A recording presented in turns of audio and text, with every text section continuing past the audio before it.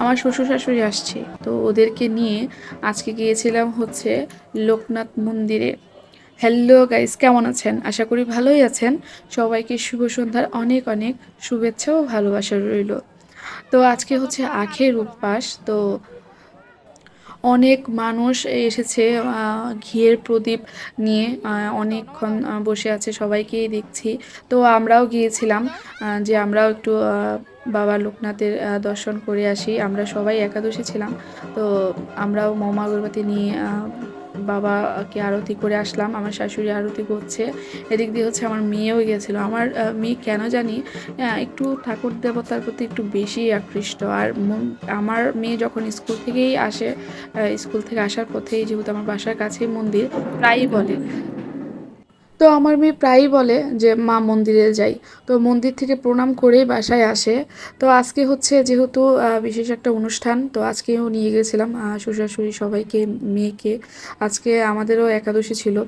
তো সব কিছু মিলিয়ে আমরাও মম আগরবাতি দিয়ে আরতি করে বাবাকে দর্শন করে চলে গিয়েছিলাম হচ্ছে কালী মন্দির। এদিক দিয়ে হচ্ছে পুকুরের এই পাশে হচ্ছে লোকনাথ মন্দির, আরেক পাশে হচ্ছে কালী মন্দির। তো পাশাপাশি যেহেতু এদিক দিয়ে হচ্ছে সবাইকে, আমার শ্বশুর শাশুড়িকে নিয়ে কালী মন্দির থেকে ঘুরে আবার কালী মন্দিরেই হচ্ছে শিবের যে মহাদেবের মন্দির, ওইখানে মহাদেবেরও মন্দির আছে।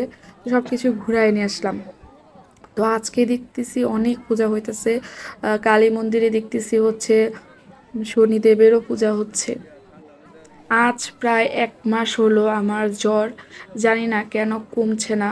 মানে জ্বর কোনোভাবেই আহ, কমতেছে না। ডাক্তার দেখানো হয়েছে, এখন অনেকগুলো টেস্ট দিছে, জানি না কি হয়। তো এখন এরকম হয়ে গেছে যে আমার পুরো চেহারা নষ্ট হয়ে গেছে। চেহারায় মানে এরকম শুষ্ক হয়ে গেছে, কেমন জানি, মানে শরীরেও শান্তি নাই, পুরো চেহারাই নষ্ট হয়ে গেছে। তো যেহেতু বাবা মা দুইজনেই আসছে, তো বাসায় বসে আমার শ্বশুর একটু বোরিং ফিল করতেছিল।